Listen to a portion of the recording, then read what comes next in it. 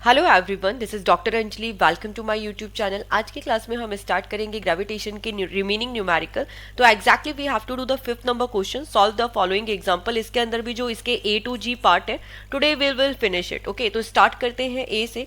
N object take 5 second to reach the ground from a height of 5 metre. तो according to first line यहाँ पे कोई 5 metre की height है, तो ये ऑब्जेक्ट है वो ऊपर से स्टार्ट करता है एंड देन सीधे यहाँ पे आके जंप करता है। तो इतना मुझे समझ आ गया कि ठीक है, कोई चीज़ है ऊपर से लेके नीचे तक गिर रही है, तो दैट मीन्स उसकी इनिशियल वेलोसिटी इस केस में कितनी हो गई, 0 हो गई। एंड इसके पास ऑफकोर्स कुछ फाइनल वेलोसिटी होगी। लेट्स सी आगे गिवन है कि नहीं गिवन है। ओके, तो object take 5 second to reach the ground from a height of 5 metre. तो 5 मीटर की हाइट है एंड ये 5 सेकंड का टाइम ले रहा है। कितना टाइम ले रहा है? 5 सेकंड का टाइम ले रहा है ऊपर से नीचे आने पे।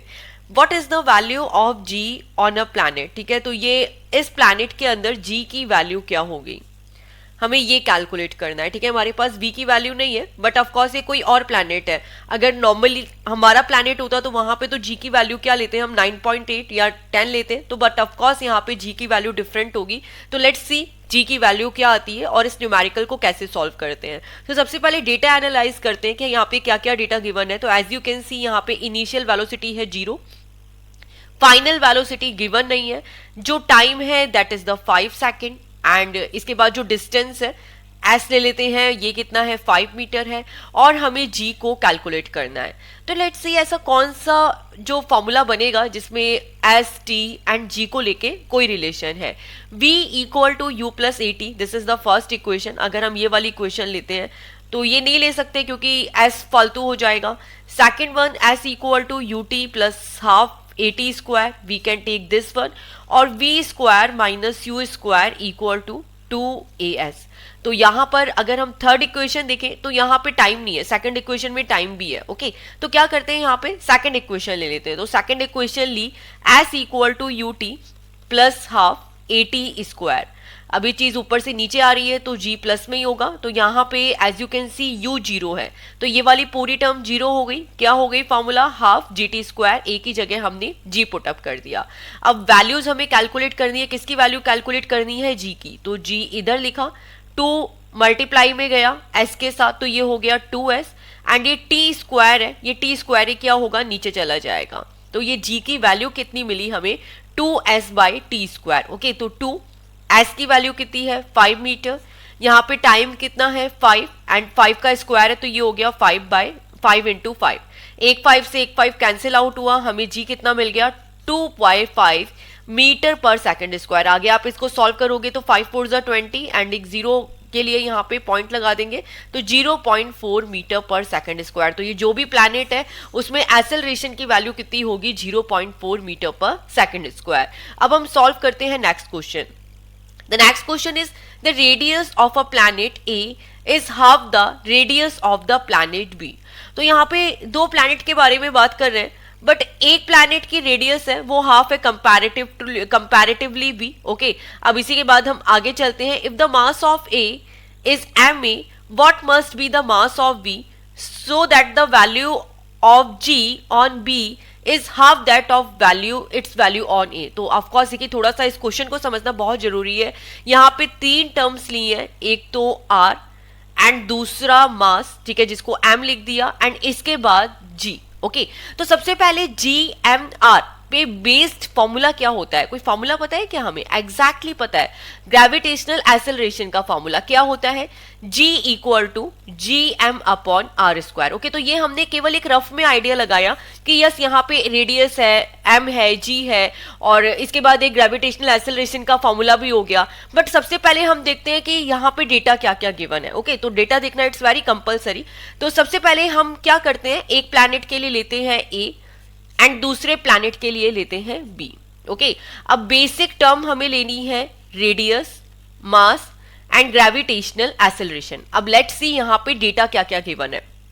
आगे डेटा गिवन है, the radius of B, the radius of planet A is half the radius of planet B. तो ए प्लैनेट की रेडियस हाफ है कंपैरेटिवली बी प्लैनेट के। तो यहाँ पे जो बी प्लैनेट की रेडियस है वो हमने ले ली आर। ओके, तो यहाँ पे जो बी प्लैनेट की रेडियस है वो भी आर ले लेते हैं, जो बी प्लैनेट का मास है वो भी एम ले लेते हैं, और जो इसका ग्रेविटेशनल एक्सेलरेशन है उसको जी ले लिया। तो जो फर्स्ट प्लैनेट है इसकी जो रेडियस है वो कितनी हो गई, वो हो गई हाफ, ठीक है। If the mass of A is M A, okay, आगे गिवन ये है कि अगर ए प्लैनेट का मास एम ए है, okay, then what must be the mass of B, और हमें क्या करना है, बी का मास कैलकुलेट करना है, okay, so that the value of G on B is half, okay. तो यहां पे जो ग्रेविटेशनल एक्सेलरेशन है वो भी इसने क्या बोला है कि जो ए प्लैनेट का what must be the mass of, so that the value of G on B is half, okay, B का हाफ है, I am so sorry, B planet का जो एक्सेलरेशन है वो क्या हो गया, यहाँ पे हाफ हो गया कंपैरेटिवली टू किसके, ए प्लैनेट के, ओके। तो ये हमने जो ए प्लैनेट का एक्सेलरेशन है वो जी ले लिया, तो जो वो बी प्लैनेट का एक्सेलरेशन है वो क्या हो गया, हाफ हो गया। यहाँ पे डायरेक्टली लिखा है so that the value of G on B is half that of the its value on A, तो ए की कंपैरेटिवली बी का एक्सेलरेशन क्या हो गया, हाफ हो गया, ओके। तो इस तरीके से हमने क्या किया, डेटा एनालाइज किया।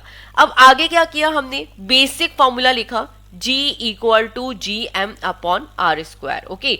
अब हम सबसे पहले ए प्लैनेट के लिए एक्सेलरेशन लिखते हैं, राइट इट केयरफुली क्योंकि तो कोई कंफ्यूजन हो जाएगा, G M upon R square, तो यहाँ पे जी तो कांस्टेंट है, जी में कोई चेंजेस नहीं आएंगे, जो मास है that is the M A, okay, and जो रेडियस इज आर बाई 2, तो ये हो गई आर स्क्वायर है, तो ये हो गया आर स्क्वायर और ये हो गया आर स्क्वायर बाय 4। ये कैसे हुआ, देखिए यहाँ पे 4 कैसे आया, क्योंकि जो ये आर है ना, आर की जगह मैंने क्या पुटअप किया, आर बाई 2, और ये हो गया इसका होल स्क्वायर, तो ये हो गया आर स्क्वायर एंड ये 2 का होल स्क्वायर 4। अब ये 4 क्या है, नीचे है, तो इधर ये ऊपर गया न्यूमरेटर में, तो ये हो गया ऊपर 4, ओके।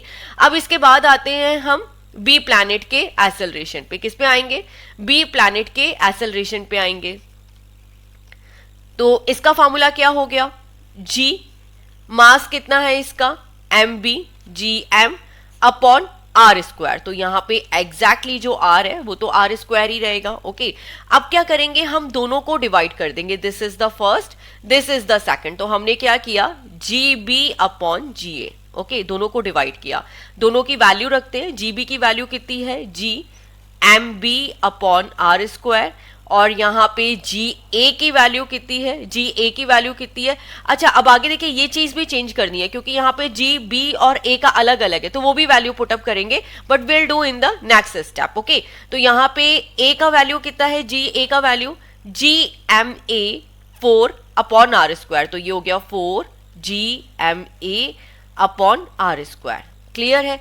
तो ये हमने यहाँ पे वैल्यूज पुटअप करी, बट अब आगे एक कंडीशन और है, जी बी और जी ए की वैल्यू डिफरेंट है, तो जी बी की वैल्यू कितनी है, जी बाई 2, ठीक है, जी ए की वैल्यू कितनी है, जी, ठीक है, इन दोनों की वैल्यू भी पुटअप कर दी, जो कैंसिल आउट हो रहा है कैंसिल आउट कर दिया, आर स्क्वायर से आर स्क्वायर कैंसिल आउट हो गया, जी से जी कैंसिल आउट हो गया, ऊपर कितना बचा, एम बी, और नीचे कितना बचा, 4 एम ए, ओके, ये आगे डेटा बचा। अब इस इक्वेशन को इधर आगे सॉल्व करते हैं, बिकॉज ऑफ इधर स्पेस नहीं है, तो G upon 2g equal to M B upon 4 M A, ठीक है। तो अगेन जी से जी कैंसिल आउट हो गया, यहाँ पे as you can see M B की वैल्यू कितनी बची, ये देखो 2 से 4 कैंसिल आउट हो गया, तो कितना बचा हमारे पास, कितना बचा हमारे पास, 2 ही बचा इधर, तो इसको भी आगे सॉल्व कर लेते हैं, ठीक है। ये 2 कैंसिल आउट हो गया, कैसे, या दूसरे तरीके से कर लो, तो ये 4 एम ए कितना है, ये 4 एम ए यहाँ पे आ जाएगा, ऊपर नीचे डिवाइड में है, ऊपर मल्टीप्लीकेशन में आया 4 एम ए, नीचे 2 बचा, ये आया एम बी, तो ये एम बी की वैल्यू कितनी मिल गई, एम बी की वैल्यू कितनी मिल गई, 2 2 जा 4, 2 एम ए, ओके। तो यहां से हमने सेकंड बॉडी का मास कैलकुलेट कर लिया इस तरीके से, ओके। अब देखिए बुक में थोड़ा डिफरेंट तरीके से दे रखा है, मैं आपको बुक वाला भी एक्सप्लेन कर देती हूँ। हमने क्या किया था बेटा, एक्चुअली मास को तो ले लिया M A M B, but R हमने डायरेक्टली रख दिया कि अगर इसका बी का मास आर है तो ए का मास हाफ होगा, ठीक है, ए का रेडियस सॉरी हाफ होगा, नॉट मास। मास के लिए तो एम ई गिवन है। And in the same way A का एक्सेलरेशन जी है, ए का एक्सेलरेशन जी है तो बी का एक्सेलरेशन हाफ ले लिया। बट इन्होंने क्या किया है, एम ए एम बी से डिनोट किया है, आर ए आर बी से डिनोट किया है। तो मास तो हमने भी एम ए एम बी से डिनोट किया है, बट रेडियस है ये आर ए आर बी नहीं ली, हमने डायरेक्टली लिख ली आर आर बाई टू। तो आप इस तरीके से भी लिख सकते हो और इस तरीके से भी सॉल्व कर सकते हो, आर ए आर बी की वैल्यू अलग अलग रख के। जिस भी तरीके से सॉल्व करोगे your answer will be same. Okay, next question पे, the mass and the weight of an object on earth are 5 kg and 49 newton respectively. हमें एक अर्थ का डेटा दिया है कि कोई बॉडी है, ठीक है, जिसका मास अर्थ पे कितना है, 5 kg है। इसके बाद वेट गिवन है, इसके बाद वेट है वो कितना है, 49 न्यूटन है। इसके बाद बोला है कि what will be their value on the moon. अब हमें क्या करना है, इनकी वैल्यूज मून पे भी कैलकुलेट करनी है, मून पे मास भी कैलकुलेट करना है और मून पे वेट भी कैलकुलेट करना है। इसके लिए हमें हेल्प दी है, assume that the acceleration due to gravity on the moon is 1/6 that of the earth. Okay, तो आगे ये बोला है कि जो एक्सेलरेशन ड्यू टू ग्रेविटी है वो मून पे कितनी है, 1/6 है देन ऑफ अर्थ। तो मून पे 1/6 टाइम है। तो अगर हम अर्थ पे एक्सेलरेशन क्या लेते हैं, जी लेते हैं, ठीक है, अर्थ पे एक्सेलरेशन जी लिया तो जो मून पे एक्सेलरेशन है वो कितना हो गया, g/6 हो गया। ओके, अब हम क्या करेंगे, दोनों इक्वेशंस लिखेंगे अर्थ पे के लिए भी और मून के लिए भी। तो अगर हम अर्थ के लिए वेट का फॉर्मूला लिखते हैं तो वेट का फॉर्मूला क्या होता है, m इंटू जी, यही फॉर्मूला होता है वेट पे। वेट का फॉर्मूला हम पढ़ के आ चुके हैं, m इंटू जी। इस फॉर्मूले को हमने बेस बनाया, अर्थ के लिए लिखा सबसे, तो m इंटू जी, मास कितना है 5 kg एंड यहाँ पे जो ग्रेविटेशनल एक्सेलरेशन है वो कितना लिया, g लिया। अर्थ पे वेट गिवन है कितना है 49, तो ये हो गया 49 into equal to 5g, 49 equal to 5g। ये किसके लिए लिखा हमने, अर्थ के लिए लिखा। ओके, तो यहां पे हम वेट कैलकुलेट कर सकते हैं। अब इसके बाद आया मून, तो मून पे भी वेट का फॉर्मूला क्या चलेगा, यही चलेगा m इंटू जी। ओके, तो ये मून पे वेट का फॉर्मूला क्या हो जाएगा, m इंटू जी। अब सबसे पहले आता है मास, ठीक है, तो हमें क्या करना है, वैल्यूज कैलकुलेट करनी है, किसकी, मास की भी और वेट की भी मून पे। तो सबसे पहले अगर मास की बात करें तो मास तो क्या होता है बेटा, होल यूनिवर्स सेम होता है, मास कभी चेंज होता है, नहीं होता है। अगर अर्थ पे मास 5 kg है तो मून पे भी मास कितना होगा, 5 kg। मून पे भी मास कितना होगा, 5 kg। मास चेंज नहीं होगा। ओके, चेंज क्या होता है, वेट चेंज होता है। इसी वेट को हम कैलकुलेट करते हैं। तो मास की वैल्यू तो हमने क्या पुटअप कर दी, 5 kg पुटअप कर दी, ये रख दिया 5, और g की वैल्यू कितनी हो गई यहाँ पे g/6, क्योंकि क्वेश्चन में ही गिवन है तो यहाँ पे मैं g डैश लगा देती हूँ ताकि पता चल जाए कि मून का एक्सेलरेशन है। तो मून का एक्सेलरेशन कितना है, g/6, अर्थ की कंपैरेटिवली 6 टाइम कम है।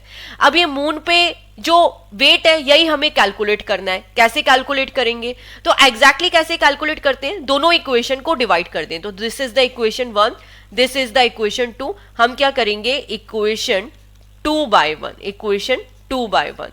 तो ये हो गया हमारा WM मेन वेट मून पर, और ये हो गया अर्थ पे वेट। ठीक है, मून पे वेट कितना है 5g/6, अर्थ पे वेट कितना है 5g।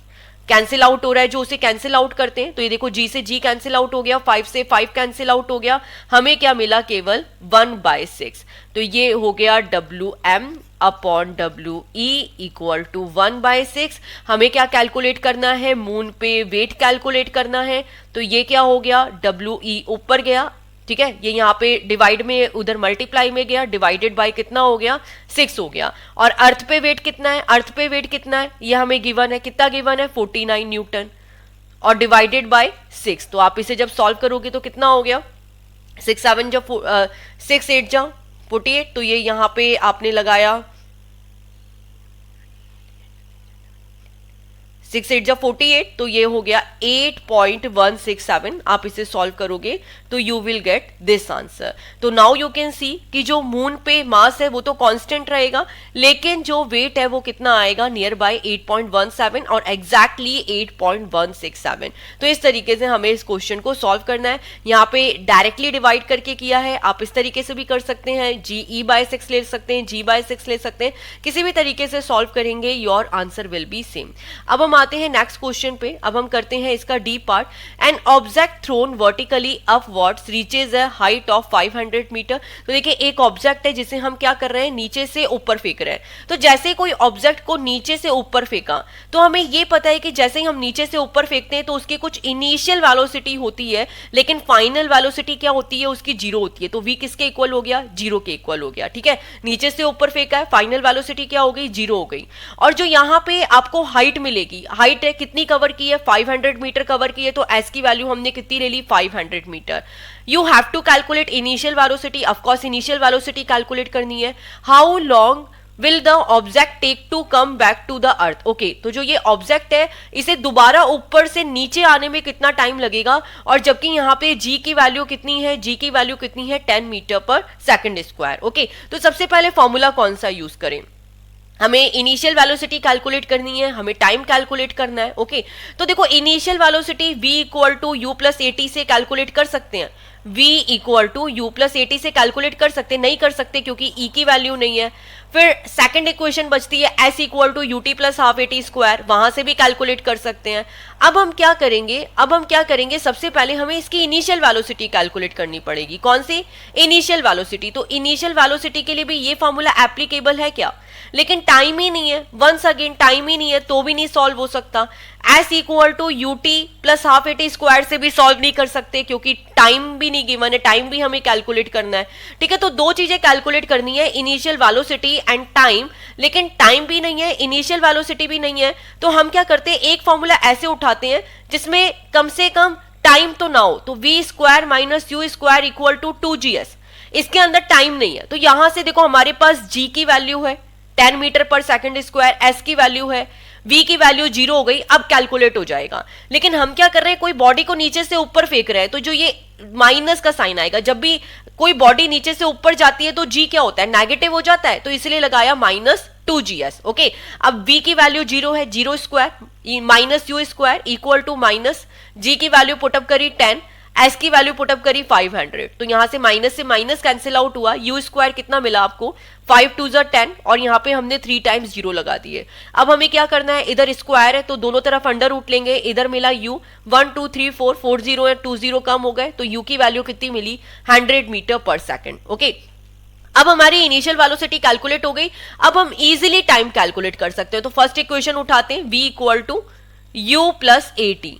अब यहाँ पे a की जगह क्या आ जाएगा, माइनस जी, क्योंकि बॉडी को नीचे से ऊपर फेंका है, जब नीचे से ऊपर फेंकते हैं तो g क्या होता है, नेगेटिव में हो जाता है। ओके, तो इक्वेशन यूज करी, v equal to u minus g t. v की वैल्यू 0 है, u की वैल्यू 100 है, g की वैल्यू अगेन 10 है, टाइम यहाँ पे गिवन नहीं है, वही कैलकुलेट करना है। तो कितना हो गया यहाँ पे, as you can see 100 minus 10t equal to 0, यह इक्वेशन बनी।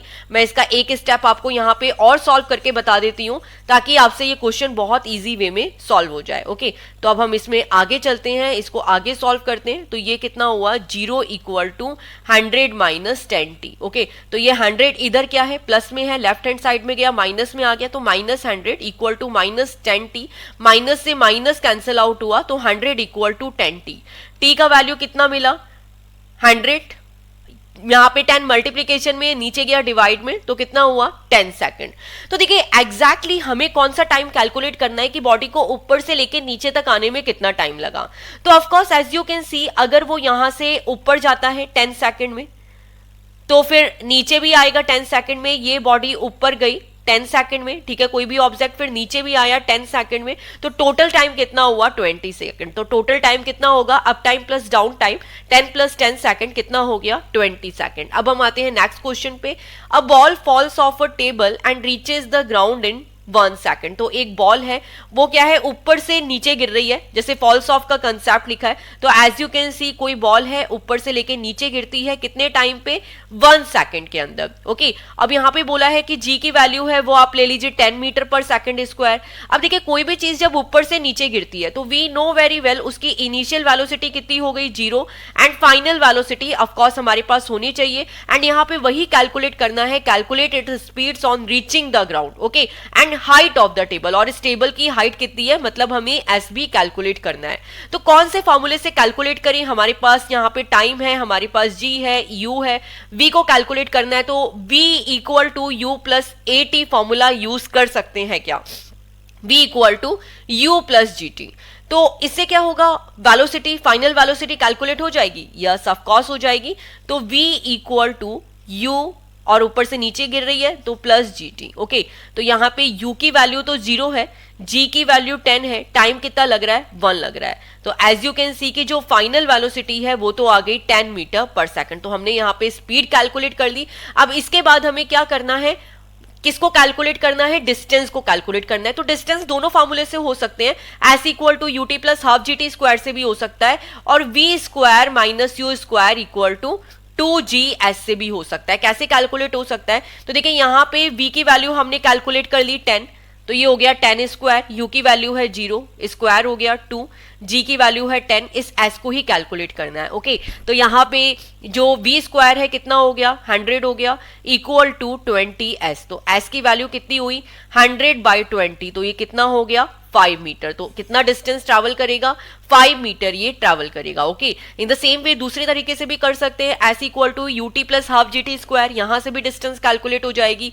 यहाँ पे u 0 हो गया, कितना बचा, half G T square. Okay, तो g की वैल्यू पुटअप करी हमने 10, t की वैल्यू पुटअप करी, टाइम कितना लग रहा है 1 सेकेंड का स्क्वायर, तो वंस अगेन कितना मिला, 10/2, 5 मीटर। तो किसी भी तरीके से सॉल्व करोगे you will get 5 meter answer. अब हम आते हैं नेक्स्ट क्वेश्चन पे। The masses of the earth and the moon are 6 into 10 to power 24 kg। यहाँ पे अर्थ का मास है 6 into 10 to power 24 kg, and इसके बाद मून का मास है 7.4 into 10 to power 22 kg। Okay, the distance between them, इन दोनों के बीच का डिस्टेंस कितना है, 3.84 into 10 to power 5 kilometre. Calculate the gravitational force of attraction between them. अब हमें कैलकुलेट क्या करना है, ग्रेविटेशनल फोर्स। तो हमने बिल्कुल सिंपल सा फॉर्मूला यूज किया, बहुत सिंपल क्वेश्चन है, F equal to G m1 m2 upon R square.